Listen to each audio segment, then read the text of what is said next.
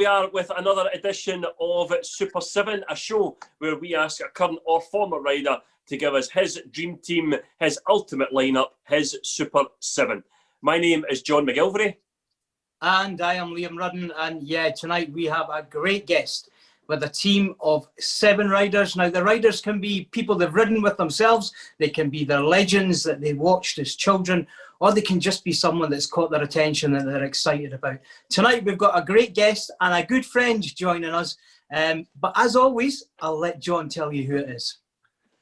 Yeah, thanks, Liam. Tonight, we have a Premier League Riders Champion, a Scottish Open Champion and an Australian Champion, and a man who was part of easily the best night of Speedway I've ever had the pleasure of being involved in. I have Sam Masters. Sam, thank you for joining us. Thank you for having me and giving me something to do. We had a wee chat before we went on, and yeah, you're mentioning you're a bit bored just now, and hopefully we can get riding soon. How have you been keeping over the last few months since we last spoke? Yeah, I've been trying to keep busy. Not that there's much to do to keep busy, but we're pushing on. We're, hopefully see the end of all this stuff going on. But we're trying to keep busy and keep our brains occupied. But we're doing all right. And you were saying you've been keeping fit there, Sam, and you're on the water tonight? Yeah, I'm trying to stay healthy, keep in some sort of shape, before the season starts. But I've been doing a bit of running. I'm out with a bit of a leg injury at the minute, but it's all good. I'll be back soon. And you've obviously got a young family as well, Sam. So the highs and the lows of not being able to race Speedway, but the benefit is you've been able to spend time with your family. Well, that's the thing. Ever since Lenny was born, we've been pretty much COVID ridden. So I've been with him pretty much every day since he was born. Probably couldn't have happened at a better time for me if it was going to happen in my lifetime. So I'm grateful for that, I suppose. To be with him every day keeps us busy and keeps us on our toes. So we're away from our family, which is a little bit hard, especially on like Christmas and Easter and things like that. But it's the life we chose, so we're going with it. You're looking forward to 2021 then, Sam. Obviously, we've heard today, and we won't go into it too much, about potential team changes, things like that might have to happen through the league. But ultimately, you boys just want to get on track. We're filming this in January. You want to be on track as soon as possible, get racing your bike again, and I suppose, like you say, earning money again. Well, that's the thing. It's I raced in Poland and Sweden, so I've raced probably more than the rest of the boys over the last year, and just nowhere near enough racing. And it must be killing them to get on. It's killing me big time that I just want to race, and obviously I love racing. I do it for fun, and the bonus of it is I can do it as a job as well. So man, I really do miss it. I try not to. I like watching a few GPs and bits and pieces, but I put on a couple of meetings from Armadale the other day, and it was actually a bit of a sad feeling that we haven't been there for so long, So when we get back there, it's going to be happy times, and definitely won't take any of it for granted, and I'll enjoy every minute of it. Brilliant. Yeah. So we'll have a look at your Super 7 then, Sam. You and I had a discussion about it, and you'd had a few ways that you were going to go with it. Ultimately, how did you decide to put your team together? Oh, it was really just a bit of a mixture of things, really. Probably the best riders I've ridden with. The best rider I've ridden with. Very good riders I've ridden with.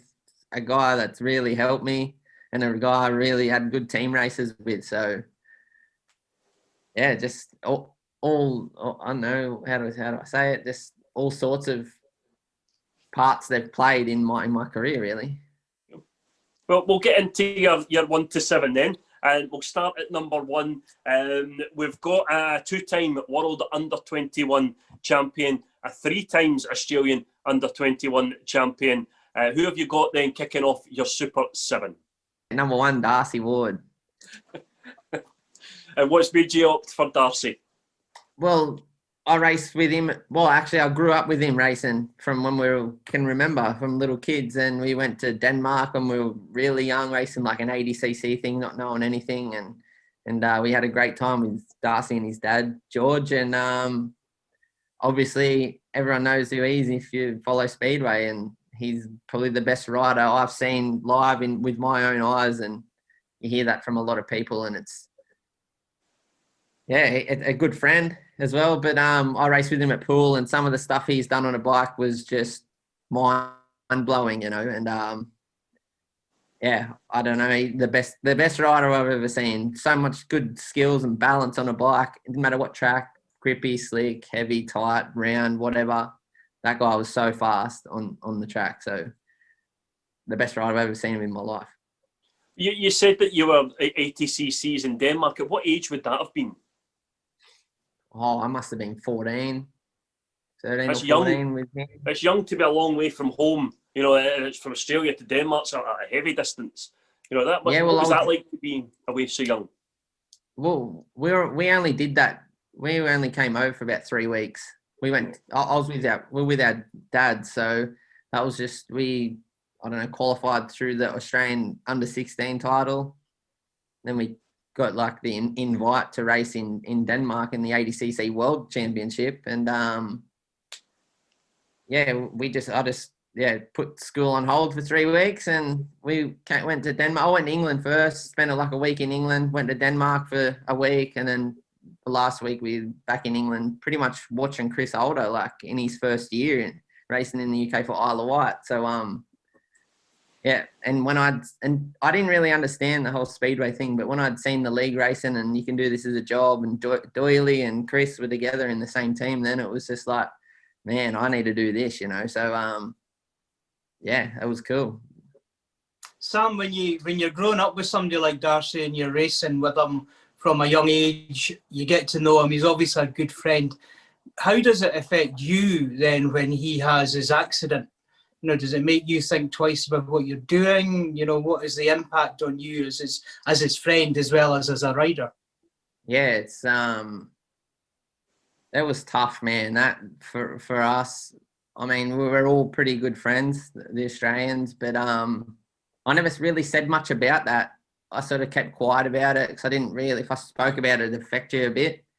And Chris Holder was obviously really, really close with him at the time, pretty much done everything together, and you can just see how much it affected him at the top of the sport. So if you can remember in 2015, I had a bit of a rough run there. I had a little injury, which was not cool, but I've ridden with injuries before. But from the Darcy thing, I was pretty hesitant. And you'd pick your phone up, and it's about Darcy, like get well Darcy and all that sort of stuff, and you seen him laying there like not in a good way, or when you kept seeing his crash repeats, and yeah, it was always in the back of your mind at the start, and it took me a little while to get over that. Yeah, because of course it is a confidence sport, isn't it? And something like that is only ever going to knock that. You're not going to take the risks again, having seen what can happen. Yeah, like I have sort of forgotten about it on track now. Obviously, don't forget that my mate's been seriously hurt, but at the time, like I didn't really want to ride too close to people. You could just see like he I don't know, what he done wasn't even really that crazy, but the way he hit his back wheel and it hurt him so bad, it just shows it takes something so small to finish off like that. Do you think there was a bit of a change in mindset in a few riders, obviously namely those that were very close to him? You mentioned Chris Holder there, who had been a world champion and has never really got to those heights again. Do you think that's maybe something that plays on their mind? Yeah, well, I think it played on, like Nick Morris is good friends with him too. I know it affected him and a lot of his friends. We tried not to really talk about it because it was a bit of a down low subject, I suppose, but we were just hoping he'd get better and all that at the time. But yeah, it was mentally hard for us for sure. So I think Chris had a bit more going on at the time, but he obviously showed how good he is at like after it as well. So yeah, we're just got to try and forget about that. He wants the best for us, I think, as being our mates, and we got to get on with it. And you must remember the party times with him as well, because we believe he was a bit of a party animal. Shane was telling us about that side of him. Yeah, he was pretty fun to be with. There was never a dull moment, put it that way. Okay, now I think you've sort of given us a clue as to who your number 2 is already. We're going to stay in Australia. And we have a 33-year-old who was also a world champion, and it is, of course, Chris Holder. Yeah, so how did Chris influence your career, Sam? Yeah, well, so we've known Chris and the Holder family for a long time, and like I said, we come and visit, pretty much visited him when in his first 2 years racing for Isle of Wight, and we've always been pretty good friends with them, that family. So and as well, Chris has helped me out a lot. I remember an under-21 title, he helped me out with an engine. I was on a maximum, and yeah, I got excluded in the final for, no, it wasn't my fault, but anyway. So he helped me like that with engines, and then as well, I raced with him at Poole as well. So watching the team races between him and Darcy, the Turbo Twins as they were called, was it was, some of the stuff they were doing together was pretty mad. So yeah, he's helped me as well as he's one of the best riders in the world. So that's why I chose him. I mean, you see someone like Chris, you mentioned that you came over to the UK just as he was starting out. Do you see him then going on to be a world champion? And that must inspire you as well. You must be looking at that and saying, well, look, this is the path I want to go down. How do I get there? Yeah, and it actually showed that it was like a possible thing to do, because he didn't have, I don't know if his parents are rich or not, but I don't think he had just an easy run where he was given everything. You know, he sort of built himself up as a rider, and he done it from pretty much nothing, which it wasn't just like we'll come over to the UK and all these guys have got 5 bikes and all the gear and all new engines and that. Like, it showed it was possible just to do it from pretty much nothing. And obviously he had to save a bit of money to start, and once he was away and scoring the points, then you're off. So it gives you a bit of incentive that, well, this is possible for us to make a living out of this. Sam, see, when you come from that background, does that make you want it more when you actually make the breakthrough and you get in? Yeah, I think so. Like, I've not really been given much. I've had a lot of people help me in the past, don't get me wrong like that. But you see some people get given a lot of help, and when you're young, and it's like kind of hard to take, like, well, why can't I get that sort of help, you know? But when you start to do it and you realize that, like, you don't need to be given everything to be the best. I mean, it helps, but it's that's the love of the sport. It's not like MotoGP where all them guys, I think you have to have some pretty rich parents to be any good at that. But Speedway, yeah, it's different. So it's a good sport in that way. Yeah, I think Formula One probably proved that as well with George Russell, who got in Lewis Hamilton's car and should have won the race, but for a poor pit stop. You know, there's a guy that sits at the back of the grid in his Williams for most of the season. You know, it's about the car in that case. It's very rarely in Speedway about the bike, maybe. Would you argue that it's definitely more about talent? I think it is a lot more about talent. I mean, when you get to the GPs and you're in that top 15, it comes down to the whole package, really. Team, bike, setup, whatever, everything. But yeah, Speedway definitely requires more talent, I think, than like that proved it. You know, old mate jumped in the best car, obviously, and should have smoked it easy. It just proved what the difference. But you know, like I feel around a track like Edinburgh, I could jump on. Well, I have jumped on other riders' bikes and won the race, like I would on my own. And everyone's bikes are quite similar, so it does take it's all down, not all down to talent, but a lot of it is down to talent. Well, we'll go to number 3, and we're off to Sweden this time. Another man that you've ridden with. He's a 3 times Elite League champion, Riders champion, sorry, and he's also the current world number 3. Who do we have now, Sam? big Freddie Lingard. And what's made you put Freddie into your 1 to 7? Well, I only met Freddie not that long ago when I first signed for Wolves, like 2016, so 5 years ago now. Doesn't seem that long ago, but seeing the way he was, the way he operated his Speedway was different to sort of, I see a lot of other people. He goes about things in his own way, and he don't care about anyone else but himself. Not in a bad way, but he doesn't focus on any other rider. He just does his thing, and it's pretty impressive the way he operates. He doesn't really know much about his bikes either. He just pretty much jumps on and rides, but he's obviously got a good team around him to look after him. And he was so helpful. Anytime you asked him for help, he'd tell you. It was really good to have him in the team at Wolves. He was one of the ones in the Grand Prix this year that was a real surprise for me in terms of he was so quick, he was very consistent as well, and he thoroughly deserved his third place. There was obviously the battle for looking for second and things there, but is he a guy that it's not been a surprise to you, perhaps, that he's done as well as he's done? Yeah, when we were at Wolves, when I first started, he was like a second string. He'd had a bad year the year before, and it just showed from like then till now. Till now, he's like one of the best in the world. He was always world class, don't get me wrong, but he obviously dropped a bit and then like picked himself back up and one of the best riders in the world now. It's he works hard, he trains hard. I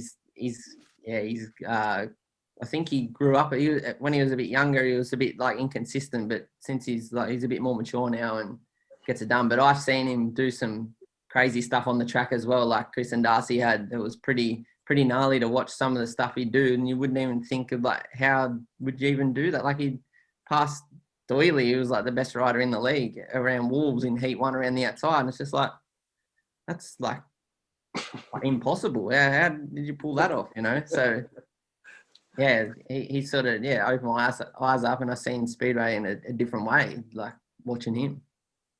See, when you come across a rider like Freddie, and you do see a different way of racing, a different way of working, even at the level that you're now at, Sam, is it important to always be watching and learning from those around you? There just might be something that they do that you don't do that could make a difference. It's hard because what works for you might, or them might not work for you, and vice versa, so you try and take a look at what they're doing to an extent, but then if you look too much into it, you could stuff your own head up, so it's you got to try and keep it simple, which Freddie does. That's one thing he really does, keeps it simple. You got to just try and concentrate on your own thing. I've riding around Edinburgh, and some of the away riders ask me, what's the setup around here? And you know what I tell them every time, because I don't think we're all different riders. So, and a lot of the time they probably don't believe me anyway. So I'm just going to say the truth. Well, you're going to tell them the truth. Yeah. So, but everyone's different, because, I was riding with Cookie, who was like killing it, winning the same amount of races together, and we've both got like completely different setups. So it's what suits you. It ain't, you can't really copy anyone too much, I don't think, in Speedway, except you can go wrong doing that.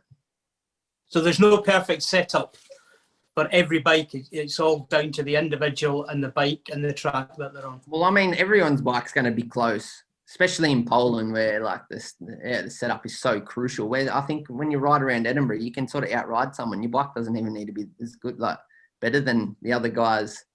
It's just got to be good enough to win. Why is that then, Sam? Why is there such a difference then between that at Edinburgh and what's happened and how you would have to do it at Poland? I mean, I know nothing about that side of things, so just to get riding around Edinburgh takes a lot of skill, like a lot of skill, and I think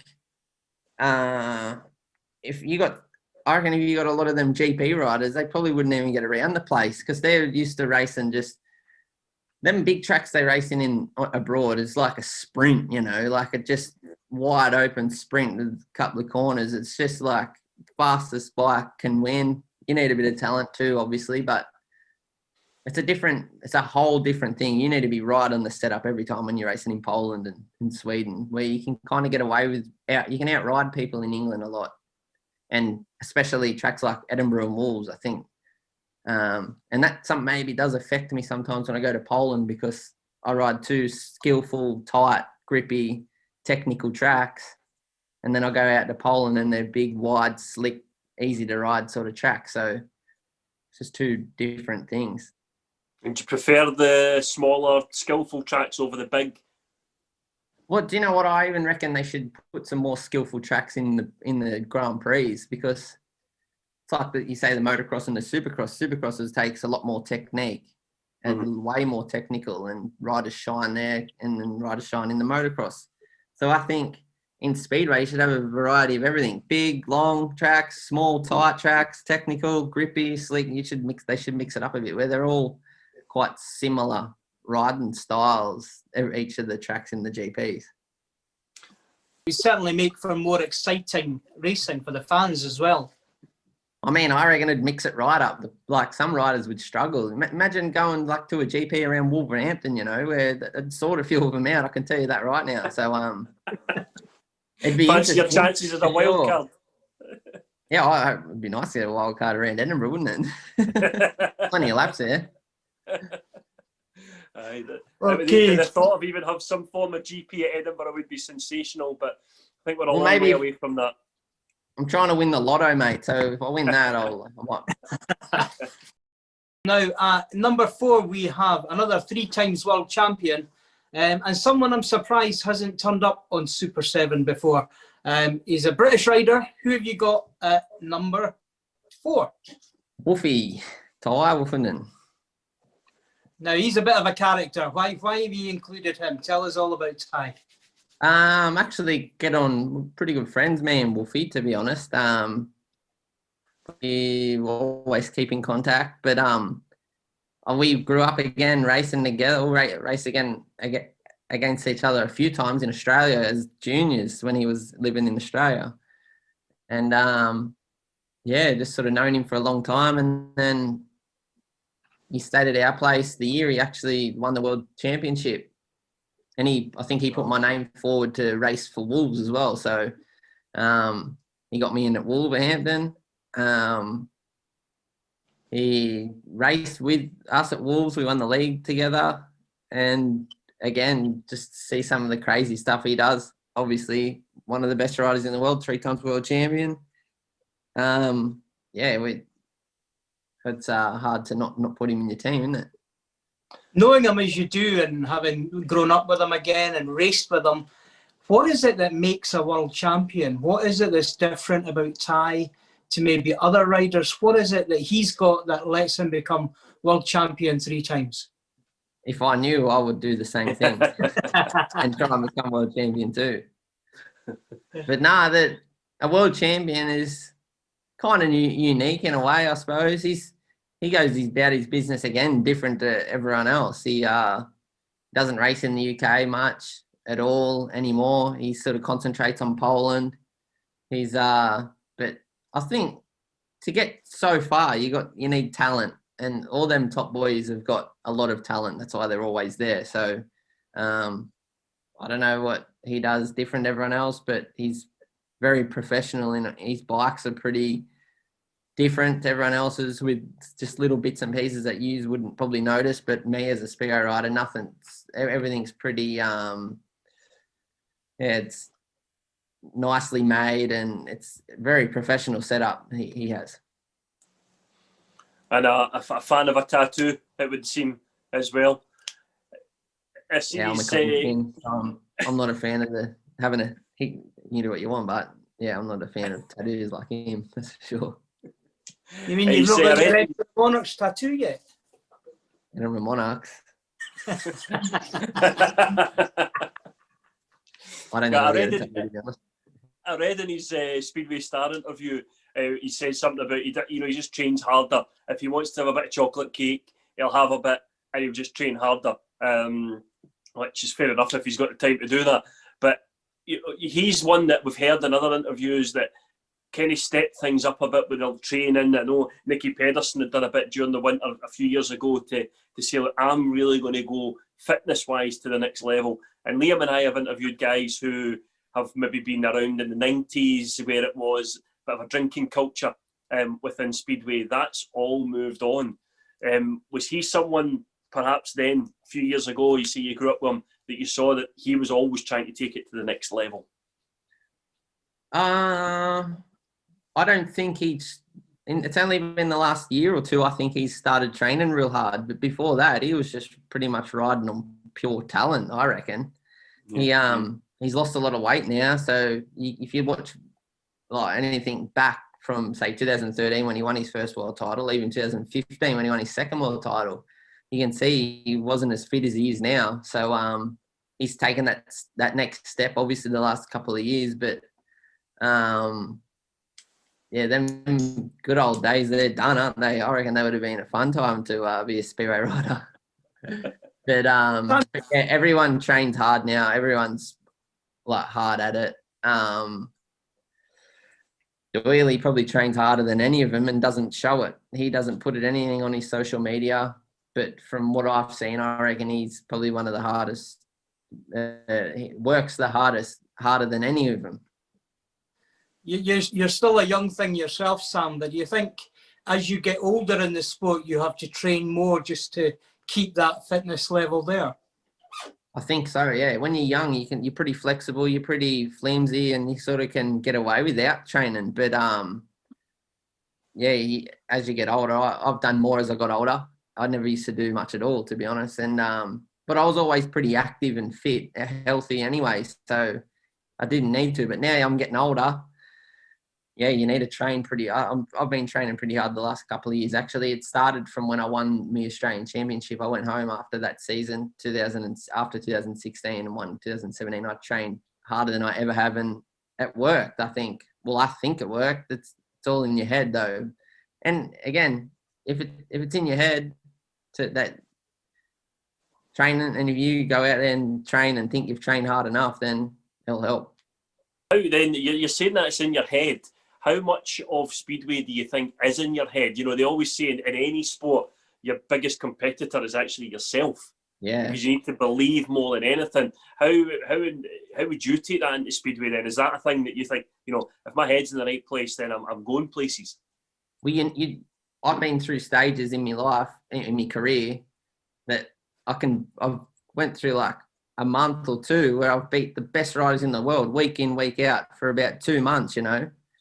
And then you have a bit of a rough run and you might not do it for a bit, where the good guys just do it consistently every time. It's because they're so headstrong. So I'm not saying I've been the fastest guy in the world at all, but I've been on the pace of the fastest guys in the world. And I reckon it's 80% in your head, to be honest, because I've seen some talent guys that haven't got much talent and are just weapons because they're so headstrong.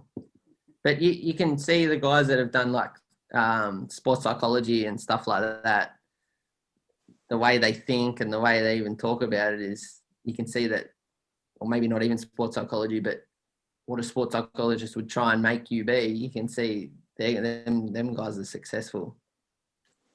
It's all in the head then, Liam. We could still do it, mate. We could still do it. John, I tell you what, you and I should have a race one night. Oh, God. I want to borrow Sam's bike. I think it's quite quick. Sam, would you be available to go in the tower the following week? 100%. I'd love to see it. We're back to Australia then for the fifth member of your Super 7. 2017 World Champion is the current world number 6. Who have you got there at number 5? Yeah, Jason Doyle. Can't really go past Doyle. But I chose him because I've known him since I was born, pretty much, really. He's been friends of our family and that we're from the same town. My parents know his parents. Actually, he was good friends with my cousins when we were kids. Right? They were racing together. And but yeah, other than knowing him so well, he's been pretty helpful with me. He's got me a team place at Leicester back in the day. He got me pretty much got me my team place at Somerset my first year. He helped me out there big time. And yeah, he'd helped out before I come to England with a few things, just little bits and pieces with setups. And then he helped me get a team place at Somerset. Then he's helped me get a team place at Leicester. And he also in Sweden for Ross Pagana, he helped me get into there. And yeah, he's been very helpful and through my career for sure. And watching him, the way he goes about things is, again, different to everyone else because he's found what works for him. And he's worked very hard, I think harder than most, to become world champion. Listening to you talk, Sam, it's like all the Australian riders are like a band of brothers almost. Mm-hmm. When you come to the UK for the first time and what have you, does having them around you, having that network, having that support, is that something that's important? Well, I think it was very important in my first year. I had Chris, Jim Holder, he was a massive help, Doyle, Darcy, Davey Watt was always pretty helpful, all the Aussies, but I think it's died down a bit in the last few years that the Aussie boys aren't as close as they used to be in the sport. And I don't know what it is. It actually seems really competitive now. When you go to the Australian Championship, everyone still gets along in a way, but yeah, it's not as friendly as it once was that I had seen. I don't know what it was like before with like Lee and Crumpy and Todd Wiltshire and Boise and all that. I'm sure they all got on pretty good too. But do you think that might come from the bit we just spoke about where the drinking culture's moved out? So the guys maybe don't socialise. You know, we had Shane on and, you know, all he did was talk about, yeah, well, we went drinking this and we went drinking that. And do you think that there's maybe not that kind of bond anymore because the team that drinks together wins together, but if they're not drinking, then they're not bonding? Yeah, maybe, man. It probably is. You know, everyone's training so hard now, so you don't have that fun bonding times together, which it's sad because we should all really... My first 2 years, we used to get the Aussies together all the time and yeah, hang out, run amok. But so I suppose you're right, mate. That's probably where it's gone. We all have lost. We aren't, hanging out as much because it is a lot more serious Speedway now than what it was back in my first year. And then obviously before that was even less serious. So, but we all get on good. I think if we all still help each other out when we can. And yeah, we'll always probably be like that, just being Australians. You need to get Kevin Doolan, get him organising all the guys together. There's a man that liked a night out.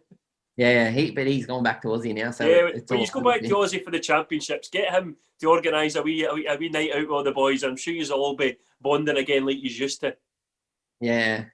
But we're a long way from home too, you know. Like I went as a kid, I don't know, my family and that around me all do the rest of the Aussie boys. So I think that's why we get on so well, because we need to. There wasn't enough of us to just be like on our own. So we needed to all get on well, and we always sort of have. Yeah, there's competition between us all still, but we're always there to help if needed.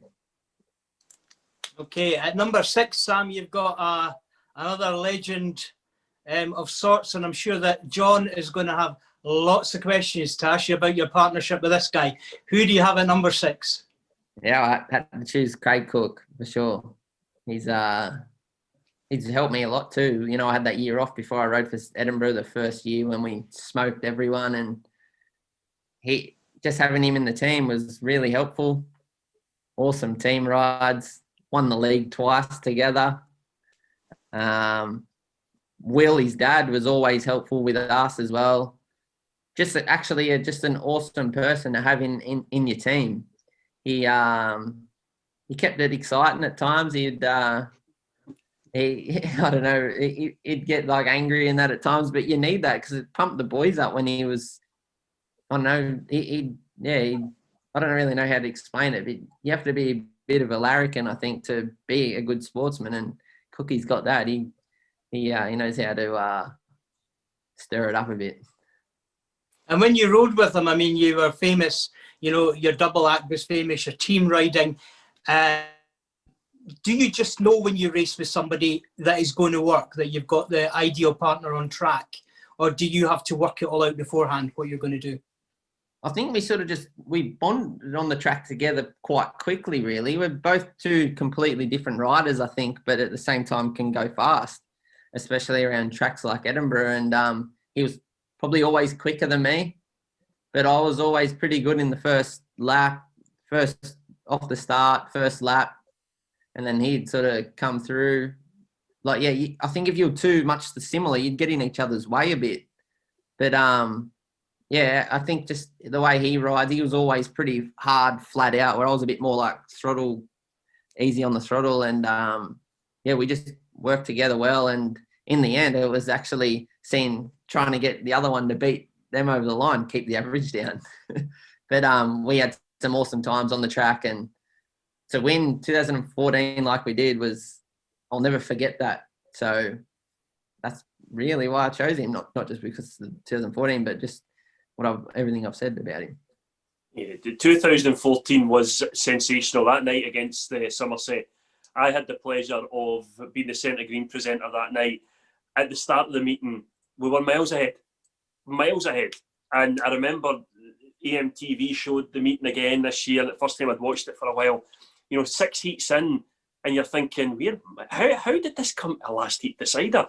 No. And the meeting unfolded, and then it came to that last heat. You and Craig gated, took everyone wide. You sneaked up the inside, over my shoulder there. I'm running down the back straight almost as quick as you guys, because I couldn't believe, you know, we're 5-1. I'm running down that grass behind you there, jumping about. It was insane. Then Aspergen lays the bike down. Have we won? Have we not won? It was incredible. And then the scenes after it, the outpouring of emotion from it all. It was Derek Snedden's last ever meeting as well. To see him go out as a captain of the title winning side was amazing as well. How was the night for you?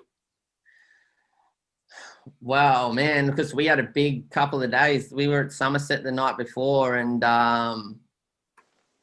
yeah, myself and Cookie done quite good there, but we got a bit of a flogging, really. But I think they were about 18 points up at one stage. Talking of how you were just saying that we caught up so quickly, they sort of did that to us at Somerset. They smashed us for the first half of the meet, and then we sort of started clawing back when myself and Cookie, I think I was in heat 10, he was in 11, then we're both in 13 and 15, and I think just them last like 4 heats, we sort of clawed points back, and we knew that when we caught right up to them straight off the bat, like there at Armadale, it was like, yeah, but they can still come back like we did to them yesterday. So we need to keep focused. And, oh, man, I stuffed one race. So I think they got an 8-1 even, man. I don't know what I was doing, but I rolled around the track like an idiot in one race. And that I thought I'd stuffed it for the team, you know. So I was like high, low, thinking I'm just blowing it for us. We won everything all year, but it come down to one race over the whole year, you know. We won absolutely everything. But if we lost that last race, we just ruined everything. So I missed the start in heat 15, luckily, because Cookie just sent Nick Morris to Berwick nearly.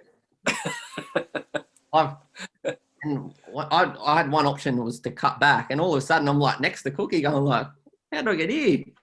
And then just done our thing that we were doing pretty much all year, just followed him around, and red flags come out, and I thought, no way.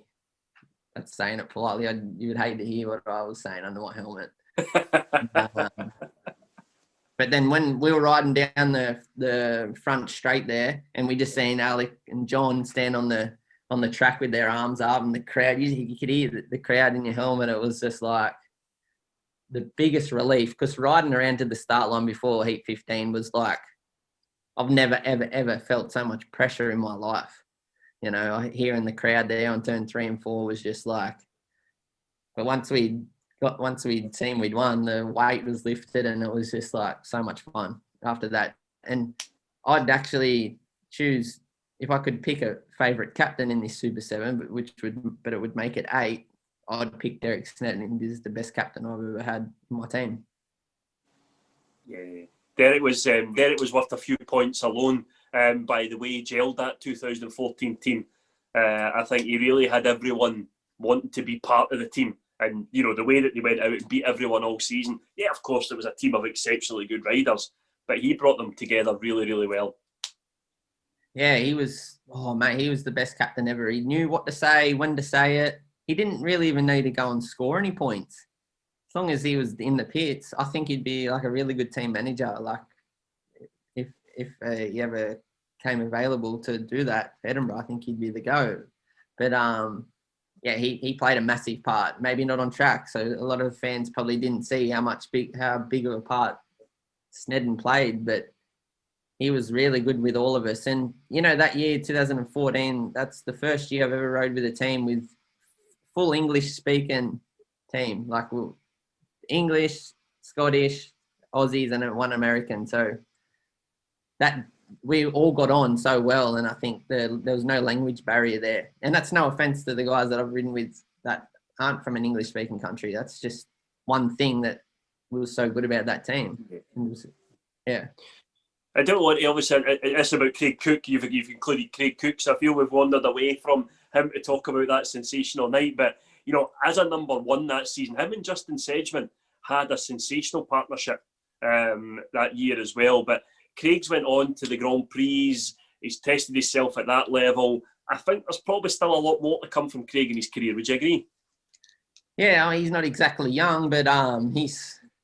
Again, I seen him do some stuff on a bike Darcy was doing, and it was just like, man, this guy is good. So I actually think Cookie's better than what he's done, even though he's been in the GPs. I think he's a top 8 guy in the GPs, but I'm not sure what it is. Maybe it's in the head, like we were saying before. It's a big part in the head, but I think he's definitely good enough to be a top 8 guy in the Grand Prix every year. So yeah, it's hard racing him. He's so fast, and it was awesome to have him in the team. It was easier having him in the team than being against him, that's for sure.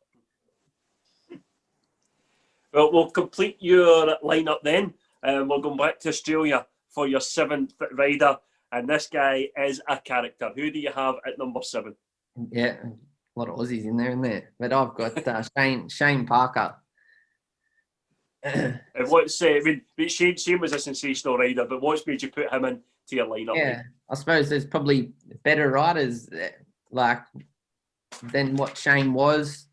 No offense to Shane, but he helped me so much at the start of my career. We raced at Somerset together, and he looked after me like I was his son, you know. So I have so much respect for Shane and Angie, his wife. They helped me out a lot in my first year, and I just literally copied everything he did. Every track we went to, what's rocket do I run? Shane, yeah, I'm running this. Done. Jet, yeah. So but he was always so helpful on the track too. We had so many good 5-1s together. I had so much fun with him. He was one of the best guys that I've ever had around me in Speedway. So that's really why I chose him, because he was so helpful for me, and I probably wouldn't have been where I was the next year if it wasn't for him, or where I was that year if it wasn't for him. I get the impression you were saying about Derek being a brilliant captain. I get the impression that Shane was very much the same. He could motivate the other riders. He had a bit of sense of humour about him. He liked a bit of fun. He was a character on the track. Yep. He was a very, very funny guy. We had some fun times together. I don't think I ever really had like a night out with him or anything like that, but it was just every time you're with him, it was just fun. He was just a fun guy to have, and fun, helpful, and never too serious, but serious when he needed to be serious. And I was pretty fiery in my first years, and he was always like calming me down, and he was such a good rider as well. Probably didn't go on to do what he probably was able to do with the talent that he had, but he had like a heart problem and stuff like that might have held him back a little bit. But mate, he was just a legend. Yeah, I was amazed when we interviewed him, John. He told us about the heart attack that he had while he was riding, and basically just took a couple of weeks off and then went back on the bike again. Yeah, man. It's amazing, you know. It's pretty gnarly. They always say in sport as well, your big rivals, as Edinburgh, Glasgow is a rivalry, and we are supposed to hate their number one. But I was lucky enough, and I'm lucky enough to know Shane personally, and you couldn't hate that guy if you tried. You know, he's a dynamite. He's always got time for everyone. He always has the right thing to say as well. You know, a bit like you said about Derek there, he always says the right things at the right time to the right people and all that. Just a really, really nice guy. And yeah, definitely, if you're putting him in a 1 to 7, he would be in there and keep everyone going, I'd reckon. Yeah, it's probably him being a Glasgow rider.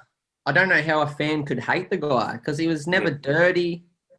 And he won a lot of races, obviously, against Edinburgh because he was such a good rider for Glasgow. But I can't see how anyone could not like him because he was such a nice, good, clean rider. Yeah, and always a character. So even as an Edinburgh fan, they may not have liked him probably because he was riding for Glasgow, but I can't see a way. He couldn't give you any reason to not like the guy. I think you would have taken him in any Edinburgh lineup. In fairness, he was such a good rider. Yeah, very, very smart on the track, that's for sure. Wasn't the greatest gator, but he was so smart on the track. He was good to watch, good to have around, and always helpful. Okay, Sam, you've got a manager to look after these 7 guys to get the best out of them. Who's it going to be? You can't really go past Pete Adams. If you've ridden under Pete Adams, then it's hard to not say he's the best team manager that anyone's ever had or seen because he's like Alex Ferguson of Speedway, really. He manages Wolfie and he's managed some really good riders and teams in the past, so he knows exactly what he's doing. He's very smart. Again, knows what to say, when to say it, how to say it, and and a character, a comedian, such a funny guy to be around. As well, I live with him too, so he's been very helpful for me personally as well. I suppose it helps if you've got a manager as well that you respect. Yeah, for sure, and I respect him a lot. I respect everyone, but some people you got a little bit more respect for what they've done in the sport of Speedway because, I mean, he was with Ollie Olsen like back in them days. So he's seen so much.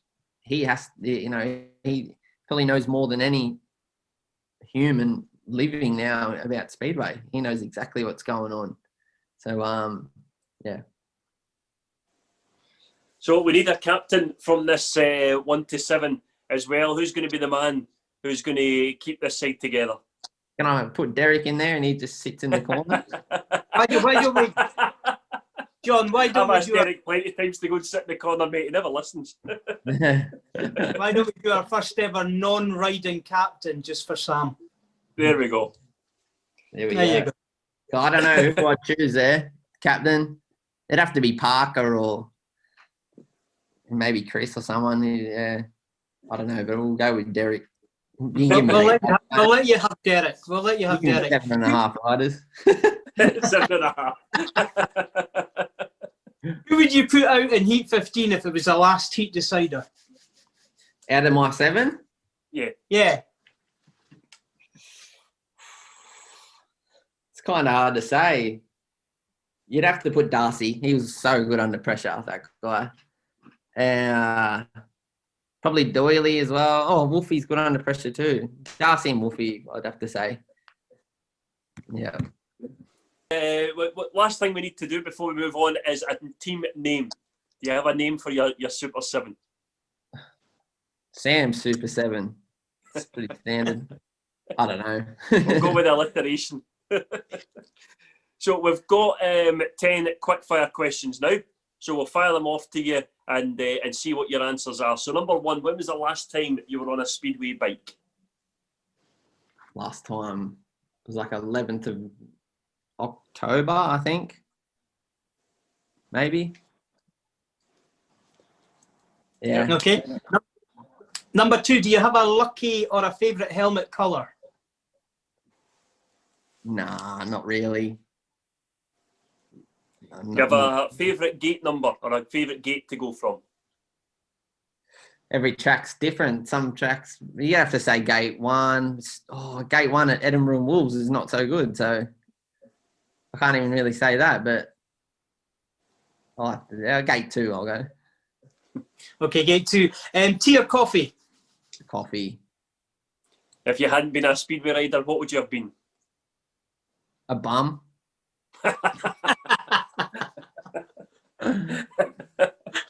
A virgin. I'm a crouchy there. Nah, probably. I was a motorbike mechanic. I'm a motorbike mechanic by trade, believe it or not. But I don't think I would have stuck with that. I probably would have went to be like a coal miner maybe or something. Okay. What's your hobby? What's your favourite hobby? Babysitting. No, not babysitting. Too hard. I'll say motocross. What's your favourite film?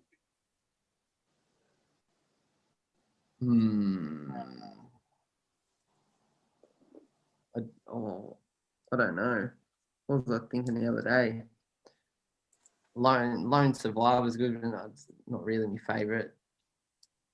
Probably Snatch. Oh, good choice. Yeah, I'm not really a film person. I'm not real good at sitting there. Oh no, actually, Wolf of Wall Street. I'd love to see that's like a day in my dealership, but it's not. Yeah, exactly. Sam, race suit or race jacket? You gotta stay suit, and you all look pretty professional, eh? We're all in a suit. Okay, and what's the worst thing about Speedway? Worst thing about Speedway? Washing your bike. And the best thing about Speedway? It's got to be winning races, doesn't it? For sure. It's got to be, isn't it? Yeah. Yeah. Sam, it's always a pleasure to catch up with you. Great to see you, and as always, a blast. Yep. Thank you very much for having me and giving me something to do. It's been pretty boring times here for me, so I'm enjoying this stuff. Good. Well, we hopefully have you back in the tower, please, sooner rather than later. We want to see you at Armadale as soon as possible, mate. Yeah, and I can't wait to see you guys again, and everyone that we haven't seen for over a year, man. It's going to be big when we get going. It is. It is.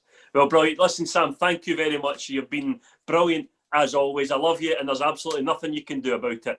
So we will be back with another episode of Super 7 very soon. Stick with us for that. As always, like, subscribe, and you can catch all the other Super 7s on the YouTube channel. From Liam Rudden and myself, thank you very much for watching.